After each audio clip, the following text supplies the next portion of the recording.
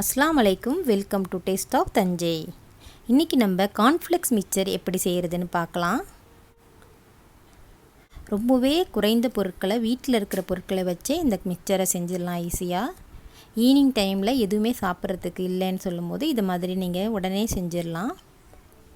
அதுக்கு தேவையான பொருட்கள்: ஒரு பாக்கெட் கார்ன்ஃப்ளேக்ஸ் எடுத்திருக்கேன், இது 250 கிராம் இருக்குது. 1/4 கப் முந்திரி பருப்பு, 1/4 கப் பாதாம், 1/4 கப் பொட்டுக்கடலை.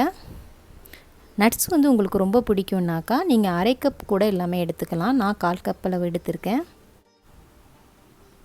ஒரு 10 பல் பூண்டு எடுத்துக்கோங்க. 1/4 கப் கருவேப்பிலை, 4லேருந்து 5 காய்ந்த மிளகாய், அதை இந்த மாதிரி கட் பண்ணி வச்சுருக்கேன். உங்கள் காரத்துக்கு தகுந்த மாதிரி நீங்கள் மிளகாய் எடுத்துக்கோங்க. தேவையான அளவு உப்பு. இதுதான் இதுக்கு தேவையான பொருட்கள். நீங்கள் வேணுன்னா நடக்கல்லையும் உலர் திராட்சையும் பொரித்து போட்டுக்கலாம். அதையும்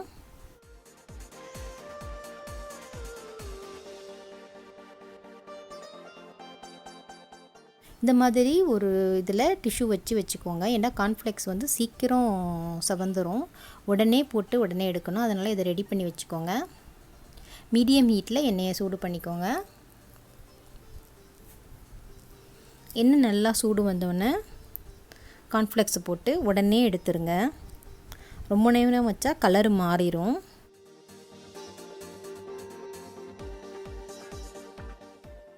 கலர் சேஞ்ச் ஆகக்கூடாது.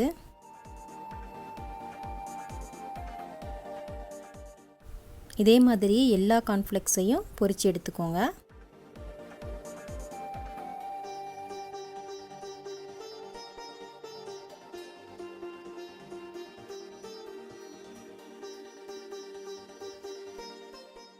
இப்போ கார்ன்ஃப்ளேக்ஸ் எல்லாத்தையும் பொரிச்சாச்சு.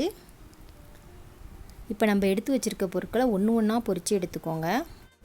இதே மாதிரி நீங்கள் எண்ணெயில் போடாமல் இப்படியே நீங்கள் பொரிச்சிங்கன்னாக்கா ஈஸியாக நீங்கள் எடுத்துடலாம். எண்ணெயில் போட்டு எடுக்கும்போது கொஞ்சம் சீக்கிரமாக செவந்துடும். அதனால் நீங்கள் இந்த மாதிரி கபிக்கர்லேயே வச்சு எடுத்துருங்க. எல்லாமே கோல்டன் ப்ரௌன் கலராக இருக்கணும், தீஞ்சு போகக்கூடாது. அப்போ தான் மிக்சர் நல்லாயிருக்கும். பொன்னிறமாக எடுத்துருங்க. இப்போ பாதாமை பொரிச்சிடலாம். அவ்வளோதான், பொரிச்சாச்சு. இப்போ பூண்டையும் பொரிச்சிக்கலாம். தோல் எடுக்கக்கூடாது, அதோடையே பொரிச்சிருங்க.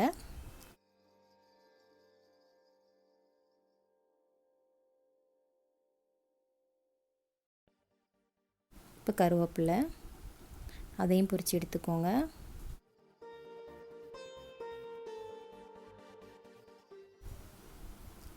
எதுவுமே ரொம்ப கருகிராமல் எடுத்துருங்க. அப்போ தான் மிக்சர் நல்லாயிருக்கும்.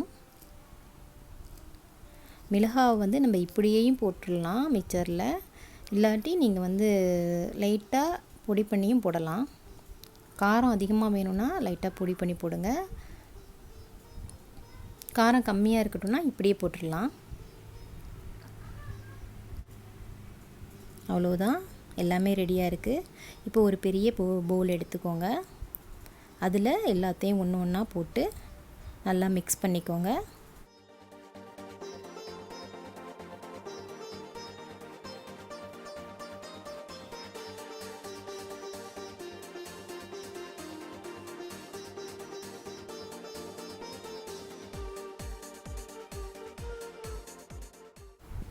உப்பையும் போட்டுக்கோங்க அதில்.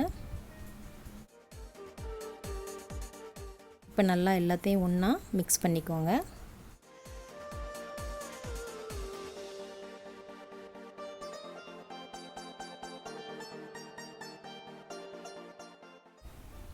இந்த மாதிரி காஞ்ச மிளகாவை எடுத்து இப்படி நல்லா பொடி பண்ணி கூட போடலாம். கொஞ்சம் காரம் அதிகமாக இருக்கும். காரம் வேணும்னா நீங்கள் இந்த மாதிரி பொடி பண்ணாதீங்க. கருவேப்பிலையும் லைட்டாக இந்த மாதிரி இது பண்ணி விடுங்க. நல்லா வாசமாக ரொம்ப டேஸ்ட்டாக நல்லா இருந்துச்சு. ரொம்பவே ஈஸியாக ஒரு 15 மினிட்ஸ்லேயே நம்ம இதை செஞ்சிடலாம். ஒரு ஈவினிங் டைமில், டீ டைமில் இது சாப்பிட்றதுக்கு ரொம்ப நல்லாயிருக்கும். இதே மாதிரி ஒரு பாட்டிலில் நீங்கள் ஸ்டோர் பண்ணி வச்சிட்டிங்கன்னா அப்படியே இருக்கும். நீங்களும் செஞ்சு பார்த்துட்டு உங்கள் கமெண்ட்ஸை எனக்கு சென்ட் பண்ணுங்கள். இதே மாதிரி சுவையாகவும் ருசியாகவும் நீங்களும் சமைக்கணும்னா நம்ம சேனல் டேஸ்ட் ஆஃப் தஞ்சையை மறக்காமல் லைக் பண்ணுங்கள், ஷேர் பண்ணுங்கள், சப்ஸ்கிரைப் பண்ணுங்கள். தேங்க்யூ ஃபார் வாட்சிங்.